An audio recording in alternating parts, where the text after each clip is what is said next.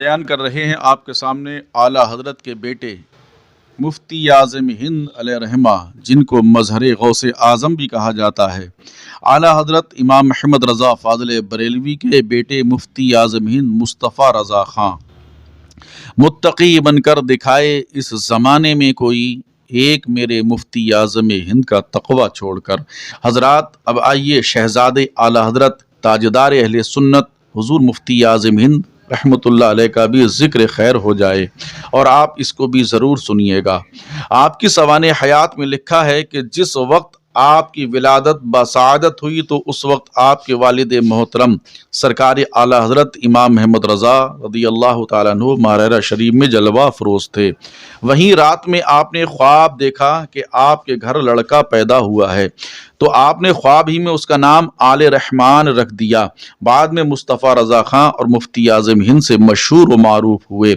شاہ ابو الحسن نوری میاں علیہ رحمہ صاحب کو جب اس بچے کی خبر ہوئی تو آپ نے ابو البرکات محی الدین جیلانی نام تجویز فرمایا، اور اعلیٰ حضرت سے فرمایا کہ جب میں بریلی آؤں گا تو اس بچے کو ضرور دیکھوں گا، کیونکہ یہ بچہ بہت ہی مبارک بچہ ہے۔ چنانچہ جب آپ کی تشریف آبوری بریلی شریف میں ہوئی تو اس وقت آپ کی عمر شریف 6 ماہ کی ہو چکی تھی۔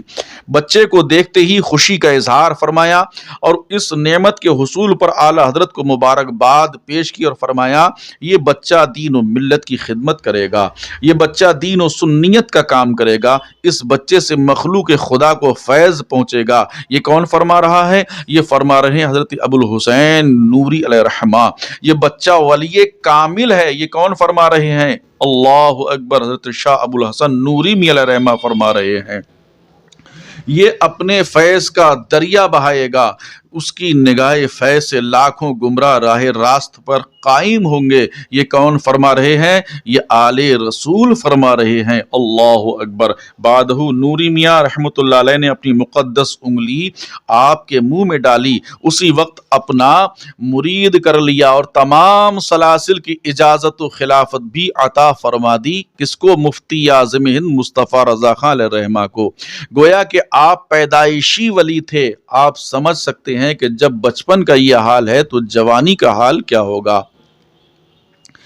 حضرات، ہماری کیا بساط اور کیا حیثیت ہے کہ اکابر علماء نے فرمایا کہ ہم جو بیان کریں، لیکن ہاں اکابر علماء نے فرمایا کہ حضور مفتی اعظم ہند آفتاب و معرفت تھے، حضور مفتی اعظم ہند مہتاب و رشد و ہدایت تھے، حضور مفتی اعظم ہند واقف اسرار شریعت تھے، حضور مفتی اعظم ہند دانے رموز و حقیقت تھے، حضور مفتی اعظم ہند تاجدار اہل سنت تھے، حضور مفتی اعظم ہند جامع معقولات و منقولات تھے، حضور مفتی اعظم ہند حاوی فروع اصول تھے، حضور مفتی اعظم ہند شمس العارفین تھے، حضور مفتی اعظم زبدۃ العارفین تھے، حضور مفتی اعظم ہند محدث اکمل تھے، حضور مفتی اعظم ہند فقیہ اجل تھے، حضور مفتی اعظم ہند مقتدائے عالم تھے، حضور مفتی اعظم ہند شہزادے مجدد اعظم تھے، حضور مفتی اعظم ہند مفتی اعظم عالم تھے۔ آپ شریعت کے ایسے پیکر اور ایسے پابند تھے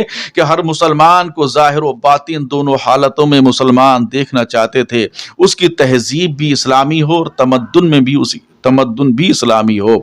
ہمیشہ اسلامی کردار اور ایمانی شعار اپنانے کی تعلیم دیتے رہے پوری زندگی۔ خود آپ کا تقوی اتنا بلند بے مثال تھا کہ اگر داڑھی منڈوں کو دیکھ لیتے تو بیزاری کا اظہار فرماتے، انگریزی لباس میں ملبوس دیکھ لیتے تو چہرے پر شکن آ جاتی، کسی کو ننگے سر دیکھ لیتے تو ٹوک دیتے تھے، ٹائی باندھنے والے کو دیکھ لیتے تو جلال میں آ جاتے تھے اور لا حول پڑھنے لگتے۔ اگر کوئی گورنمنٹ کو سرکار کہہ دیتا تو بہت خفا ہو جاتے اور فرماتے کہ سرکار تو صرف مدینے کے سرکار ہیں۔ اللہ اکبر۔ اگر کوئی کورٹ کو عدالت کہہ دیتا تو بہت برہم ہوتے اور ناراض ہوتے اور فرماتے کہ آج کی کچہریوں میں عدالت کہاں۔ تو آپ غور کر سکتے ہیں، سوچ سکتے ہیں کہ حضور مفتی اعظم ہند تقوی و پرہیزگاری کے کس معیار پر فائز تھے۔ آپ کے دیکھنے والوں نے بتایا کہ نماز کیسے پابند تھے کہ کبھی بھی نماز قضا نہیں ہونے دیتے۔ اور ہمیشہ بجماعت نماز پڑھتے، سفر ہو یا حضر، حتی الامکان آپ کی یہی کوشش رہتی کہ جماعت چھوٹنے نہ پائے۔ آپ کے وضو کا یہ حال تھا کہ کوئی بھی سنت چھوٹنے نہ پائی۔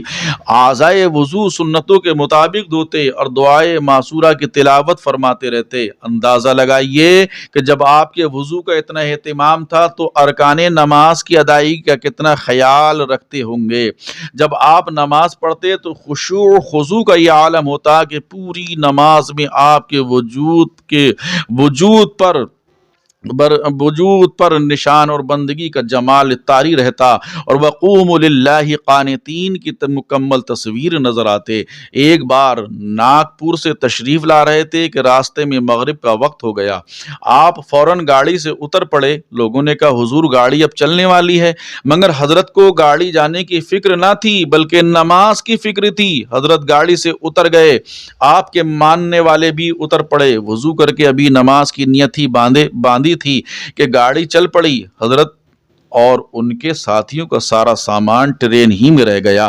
ٹرین کے چلتے ہی کچھ بد عقیدوں کو موقع ملا اور مذاق اڑانے کی غرض سے کہنے لگے کہ میاں کی گاڑی گئی، لیکن حضور مفتی اعظم ہند کو گاڑی جانے کی کچھ بھی فکر نہیں، نماز میں مصروف ہیں، نماز اطمینان و سکون کے ساتھ ادا کر رہے ہیں، نماز خشوع خضوع کے ساتھ ادا کر رہے ہیں۔ نماز سے جب فارغ ہوئے تو دیکھا کہ پلیٹ فارم خالی ہے، گاڑی جا چکی ہے اور آپ کے ساتھی سامان جانے کی وجہ سے پریشان ہیں، مگر مفتی اعظم ہند ہیں کہ مطمئن نظر آ رہے ہیں۔ گاڑی کے چلے جانے کا کوئی غم نہیں ہے، سامان جانے کی کوئی فکر نہیں ہے، ابھی سوچ ہی رہے تھے کہ اب سامان کا کیا ہوگا۔ اتنے میں گارڈ بھاگا چلا رہا ہے اور اس کے پیچھے لوگوں کا ہجوم ہے۔ گارڈ نے کہا حضور گاڑی رک گئی ہے، انجن خراب ہو گیا ہے۔ پھر حضور مفتی اعظم ہند ڈبے میں تشریف فرما ہوئے، ادھر انجن بدلا گیا، پھر گاڑی چلنے لگی۔ اسی لیے تو کسی نے کیا خوب کہا ہے، مانگنے والا سب کچھ پائے، روتا آئے ہنستا جائے، یہ ہے ان کی ادنا کرامت۔ مفتی اعظم زندہ آباد، مفتی اعظم زندہ آباد۔ یہ مفتی اعظم ہند علیہ رحمہ کا تقویٰ ہے کہ نماز نہ جائے، اگر گاڑی جائے تو چلی جائے، نماز چلی گئی دوبارہ نہیں ملے گی، اور اگر ٹرین چھوٹ گئی تو دوبارہ مل جائے گی۔ یہ اعلیٰ حضرت کے بیٹے مصطفیٰ رضا یعنی انہی کو ہی مفتی اعظم ہند کہا جاتا ہے۔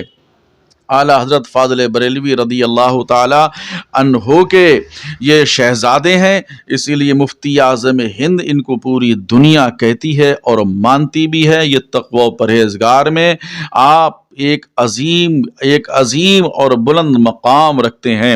اللہ رب العزت ہمیں اور آپ کو حضور مفتی اعظم ہند سے سچی پکی محبت عطا فرمائے، اور اعلیٰ حضرت اور مفتی اعظم ہند اور بزرگان دین سے کے نقش قدم پر ہمیں چلنے کی توفیق عطا فرمائے اور نمازوں کی پابندی کرنے کی توفیق رفیق عطا فرمائے۔ استغفر اللہ ربی من کل ذنب واتوب الیہ۔ آپ ہمارے چینل کو سبسکرائب کریں، شیئر کریں، لائک کریں، بیل آئیکن کا بٹن دبانا نہ بھولیں تاکہ آنے والی ویڈیو آپ تک پہنچتی رہے۔